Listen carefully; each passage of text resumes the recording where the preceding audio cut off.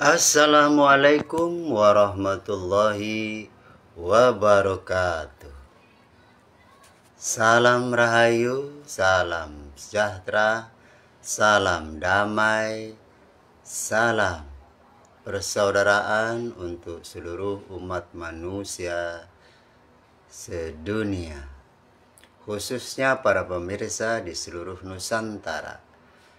Bertemu kembali dengan kami Mbah Sis di channel Cahaya Hati, channel yang menjelaskan tentang perjalanan rohani, perjalanan agama, perjalanan berketuhanan, perjalanan ilmu rohani, ilmu kehidupan, ilmu dari Sang Maha Hidup, hidupnya rohani dari Sang Maha Rohani.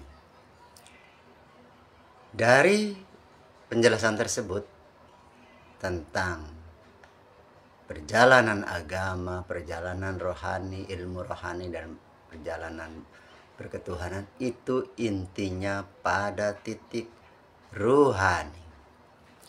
Baik, saudara-saudaraku yang beriman, coba kami akan mengurai penjelasan tentang apa arti hakikat daripada ibadah ritual, ibadah spiritual yang berkenaan dengan ajaran-ajaran agama yang kita praktekkan, yang kita lakukan lewat jasmani kita, dan juga menuju pada hakikat unsur rohani. Saudara-saudaraku, dimanapun Anda berada, ketahuilah hakikat daripada itu semua adanya kita sebagai manusia di dunia ini dalam mengerjakan ibadah ritual jasmani, spiritual, jiwa, rohani, yang dimana itu semua dikerjakan lewat ajaran agama yang ada pada diri kita, baik agama Islam, agama Hindu, agama Buddha, agama Kapitayan, Kejawen, Konghucu, dan sebagainya, merek-merek agama. Semuanya itu menuju pada satu titik, yaitu penghambaan, penyembahan kepada Sang Maha Pencipta, Allah Subhanahu wa Ta'ala, Tuhan yang Maha Esa. Nah, saudara-saudaraku, dimanapun Anda berada, khususnya para pemirsa di Nusantara, ketahuilah, tadi kami sudah sampaikan bahwa hakikat daripada seluruh ibadah-ibadah tersebut yang kita kerjakan lewat praktek jasmani yang mengerjakan rukun syarat dari ajaran agama, itu harus kita tahu titik tumpunya, titik intinya, hakikatnya. Nah, disinilah yang perlu kita renungkan, yang perlu kita pahami, yang perlu kita teliti. Berawal manusia diciptakan di dunia itu melalui utusannya. Diciptakannya manusia itu adalah melalui utusannya. Di mana utusan itu, kategori utusan itu, ketahuilah Tuhan yang Maha Esa, Allah Subhanahu wa Ta'ala, mengutus utusannya. Apa yang diutus? Bagian daripada unsur rahasia kebesaran persifatannya. Itu diutus, bagian itu diutus, namanya utusan. Unsur itu namanya utusan. Apa sih unsurnya? Rahasianya Tuhan, petunjuknya Tuhan, atau kalau di Islam nur Tuhan atau nur Allah, rahasia Allah. Kemudian sifatnya dia, sifatnya Tuhan, zatnya, asma'nya, af'alnya, ya, af'al itu pergerakan, ya, kuasa, ya, perjalanan dan sebagainya. Kemudian mewujud ke dunia unsur tersebut menjadi wujud manusia ciptaan Tuhan itu. Jadi sifat itu, ya, yang tadi diutus adalah sifatnya mewujud ke dunia menjadi makhluk ciptaannya yang disebut utusan. Siapa utusan itu? Nabiullah Adam alaihissalam, ya. Jika disebut Nabiullah Adam di seluruh dunia, yaitulah manusia ciptaannya, utusannya di dunia, sebagai utusannya, wakil dia di dunia. Nah, Nabi Adam, ya, disebut makhluk ciptaannya, dia kekasihnya, dia utusan karena awal daripada penciptaan, daripada unsurnya yang mewujud. Nah, di balik jasmani Nabiullah Adam ada unsur dia yang tidak terlihat, ya, unsur rohani. Kemudian jasmani ini adalah wadah tempat dari unsur Tuhan yang diciptakan, yang dibentuk sebagai wadah ruhani. Nah, ruhani kemudian mewujud menempati wadah daripada unsur-unsur jasmani untuk dapat diketahui sifat melihatnya, sifat mendengarnya, sifat kalamnya, sifat hidupnya, seluruh unsur persifatannya mewujud di jasmani manusia yang pada saat itu adalah Nabi Adam.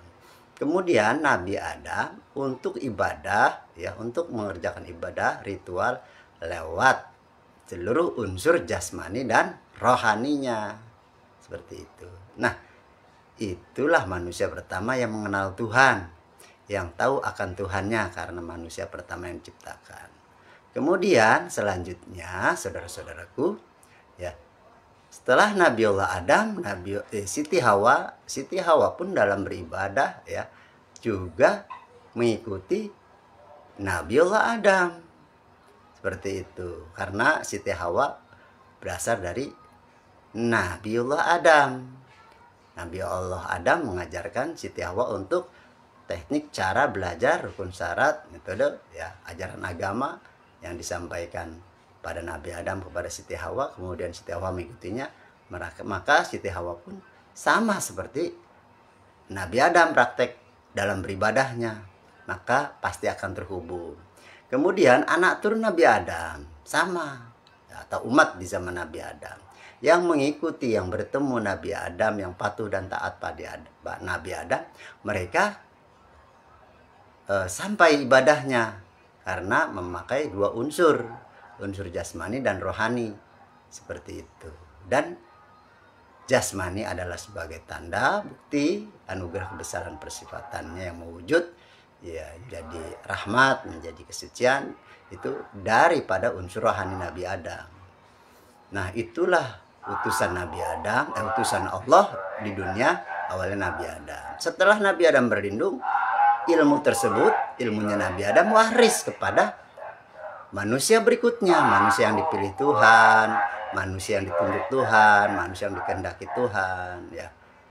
Di zaman itu pewarisnya adalah umat-umat Nabi Adam yang disebut masih Nabi juga, seperti terus sampai dengan Nabi Muhammad Shallallahu Alaihi Wasallam. Ilmunya waris. Lah, nama-nama agamanya berbeda-beda, bentuk ritual ibadahnya beda-beda, tapi isinya sama. Perjalanan rohaniah yang dibungkus jasmani. Rohanianya terhubung kepada Allah lewat utusannya. Seperti itu. Jadi setiap ajaran agama itu memakai sistem wasilah, penghubung. Penghubungnya adalah utusan dunia. Kita tidak mampu, tidak sanggup, tidak bisa, tidak mampu akan terhubung dengan Allah yang maha gaib, ya, maha rahasia. Tapi kita harus melalui utusan yang di dunia. Seperti itu. Kita bisa bertemu Tuhan, bisa bertemu rahasia Tuhan, unsur-unsur kebesaran Tuhan melalui utusannya. Dialah membawa risalah ajaran agama samawi, ajaran Tuhan yang maha gaib, ajaran Tuhan yang maha rahasia, maha segalanya di alamnya, seperti itu. Melalui utusannya.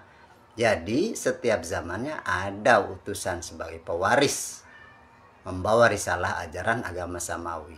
seperti itu. Nah, setelah Nabiullah Adam berlindung, waris berikutnya ilmu-ilmu tersebut ya pada pemimpin berikutnya, pada pewaris berikutnya, pada utusannya, pada ulil amri minkum, seperti itu. Dialah kekasihnya. Nah, kemudian sampailah pada Nabiullah Muhammad SAW. Setelah itu Nabi Muhammad, seluruh umat di zaman Nabi Muhammad semuanya harus bertemu Nabi Muhammad SAW, belajar dengan Nabi Muhammad, karena dialah utusan seperti di zaman para nabi-nabi terdahulu, utusan di dunia yang setiap zamannya satu. Semua umat yang bertemu dengan Nabi Muhammad di zaman Nabi Muhammad taat dan patuh, mereka disebut beriman, mereka beribadah langsung, bisa terhubung karena lewat utusannya, kekasihnya Nabi Muhammad. Dialah pewarisnya, pewaris ilmu dari nabi-nabi sampai dengan Nabi Adam, seperti itu. Nah, di zaman ini ada juga ya, setiap zamannya ada utusan Tuhan yang disebut pemimpin umat, ulil amri minkum. Sudah dijelaskan dalam kitab suci Al-Quran, khususnya umat muslim, ati Allah wa atiur rasul wa ulil amri minkum. Taatlah pada Allah, kita sulit untuk taat pada Allah ya, karena dia maha gaib. Taatlah pada Rasul juga sama, kita sulit pada Rasul yang datangnya dari sisi Allah. Rasul itu utusan Allah. Utusan Allah berarti sesuatu yang datang dari sisi Allah. Allah maha gaib ya. Itu sulit juga. Maka di mana bisanya ulil amri minkum, yaitu utusan yang mewujud di dunia. Apa yang mewujud? Sifatnya ya makhluk manusia yang ditunjuk, dikehendaki, dipilih oleh Allah membawa risalah ajaran agama samawi, ajaran agama ruhani, ajaran agama yang suci. Di setiap zamannya ada utusan tersebut, ada manusia tersebut yang membawa ilmu yang mutlak, ilmu yang waris, seperti itu. Di zaman ini juga ada ya, siapa yang bertemu dengan utusan di zaman ini, maka dia ya akan ibadahnya, hakikat ibadahnya nyambung ya, ritual jasmaninya nyambung, spiritual rohaninya nyambung, karena bersama kekasihnya, bersama utusannya membawa risalah ajaran agama samawi, ajaran para nabi-nabi terdahulu, yaitu al ulama warasatul anbiya, seorang ulama yang diwarisi, yang mewarisi ilmunya para nabi-nabi. Seperti tadi saya bilang, ilmunya satu, agamanya satu, yaitu tentang ilmu rohani, ilmu kesucian ya, seperti itu. Di zaman ini ada, dialah al ulama warasatul anbiya, dialah ulil amri minkum, dialah wali yang mursida. Dia juga disebut utusan, tapi bukan utusan seperti zaman para nabi-nabi. Dia diutus ilmu Allah diutus, diwarisi ya, kemudian disampaikan kepada orang yang ditunjuk, dipilih dan dikehendaki oleh Allah. Setiap zamannya satu ya, Allah mengutus ilmunya melalui para nabi-nabi, kemudian diwarisi di zaman ini, seperti itu. Yang tidak bertemu dengan manusia utusan di zaman ini, ulil amri minkum, ibadahnya tidak bakal nyambung karena tidak memakai wasilah itu, memakai sistem Tuhan ya. Untuk bertemu dengan Tuhan yang maha esa ya, maha gaib, nggak mungkin kita bisa terhubung, bisa kita beribadah melalui utusan yang wujud di dunia ya, kekasih yang wujud. Kita taat dan patuh pada utusan yang wujud yang membawa fi'il sifat Allah ya, persifatan Allah ya kan, rahasia Allah di dunia, rahasia Tuhan di dunia.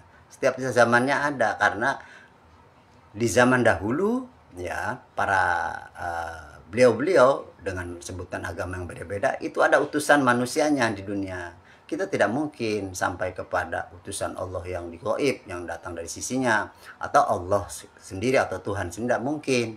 Kita taat dan patuh menghadap dan bertemu pada utusannya di dunia, seperti itu. Ini sistem, saudara-saudaraku, seluruh umat manusia sedunia harus memakai sistem itu. Tidak mungkin kita sholat di masjid, ibadah di gereja, kemudian dan sebagainya, zikir, wirid di rumah ya, di majelis-majelis, tapi tidak ada teknik, cara, jalan, rukun, syarat, metodologi untuk terhubung dengan Allah Maha lewat utusannya. Tidak mungkin. Harus ada teknik penyambungan ya, penyambungan gelombang, harus ada teknik ini wajah tu wajhiyah, harus ada yang diingat itu adalah wujud utusan yang di dunia yang membawa gelombang nur Allah, fi'il sifatnya Allah, fi'il sifatnya Tuhan ya di balik manusia itu.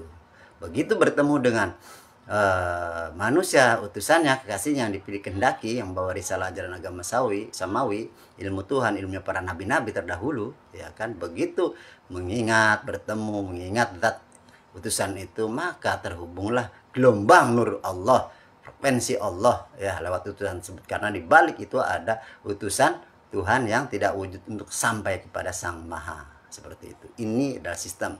Maka hakikat ibadah, ritual jasmani, spiritual rohani ya pada diri manusia itu harus tahu hakikatnya adalah perjalanan rohani ya, perjalanan fi'il sifat Allah ya, utusan Allah yang menempati wadah pembawanya ya. Sekali lagi ya, ibadah rohani, spiritual rohani, kemudian ritual jasmani, seluruh ibadah apapun, sholat, zikir dan sebagainya, itu harus memakai sistem, karena itu adalah hakikat perjalanan rohani di balik jasmani manusia.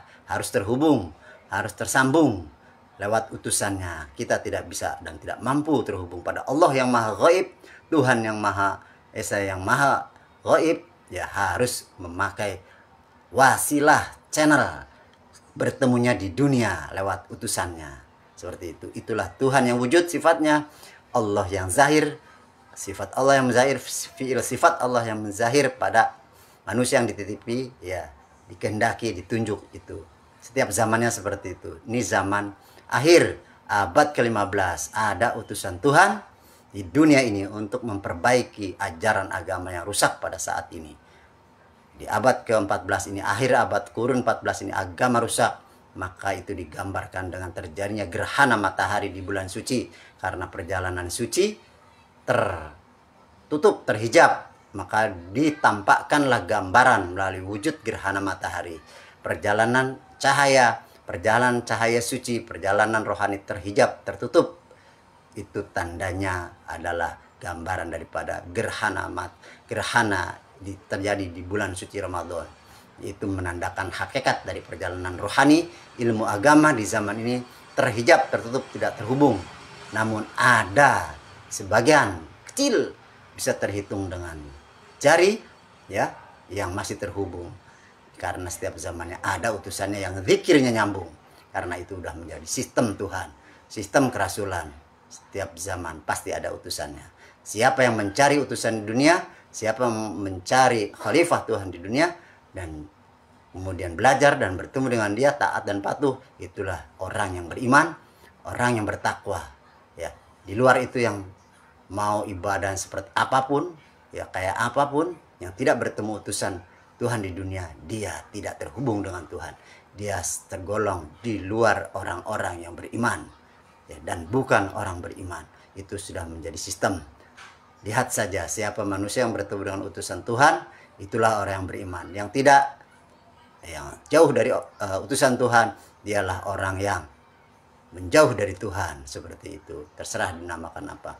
Itu saja penjelasan dari kami tentang hakikat daripada ibadah. Jadi ibadah itu terhubungnya rohani lewat guru rohani, yaitu ulil amri minkum, al ulama warasatul anbiya. Di zaman ini dialah waliya mursidah. Seperti itu. Demikian yang dapat kami sampaikan. Ini penjelasan pemahaman tentang perjalanan rohani, ilmu berketuhanan yang disampaikan lewat guru kami menyampaikan kembali. Kami tidak punya ilmu ini, kami bukan siapa-siapa dan tidak bisa apa-apa. Ini semua adalah ilmu guru, milik guru, pemahaman guru. Kami hanya mengikuti saja beliau. Jika ada kesalahan, ini adalah kesalahan saya pribadi, ya, yang bodoh, yang doif, yang tidak mampu apa-apa dan tidak bisa apa-apa. Seperti itu. Untuk saudara-saudaraku dimanapun Anda berada ya, jika ingin benar-benar ingin kembali kepada Allah lewat utusannya, carilah utusannya. Jika ingin benar-benar ibadah yang terhubung rohaniahnya ya, harus dengan guru rohani lewat utusannya, karena itu sistem Tuhan, itu sistem kerasulan ya. Harus temui sifat Tuhan yang wujud, mewujud di dunia Ya, sifat Allah yang menzahir di dunia dialah setiap zaman satu. Ini tentang sekolah tinggi ilmu ketuhanan Majelis Zikir Tarekat Naqsabandiyah Khalidiyah Nusantara, dan ini disampaikan oleh majelis tersebut. Kurang lebihnya kami mohon maaf. Salam rahayu, salam perdamaian, salam sejahtera, salam damai selalu untuk seluruh umat manusia sedunia. Ajaran agama haruslah menjadi tatanan kehidupan, kepribadian yang cinta kasih dan damai, ya, bukan untuk menjadi perpecahan, perkelompokan, perdebatan, atau menang-menangan, atau sampai perang. Kemudian cinta kasih dan damai adalah menjadi rahmat untuk seluruh manusia sedunia dan alam semesta ini. Demikian yang dapat kami sampaikan. Kami akhiri. Billahi taufiq wal hidayah, waridho wal inayah. Ilahi anta maksudi waridho kamatlubi. Wassalamualaikum warahmatullahi wabarakatuh. Salam damai selalu untuk seluruh umat manusia sedunia.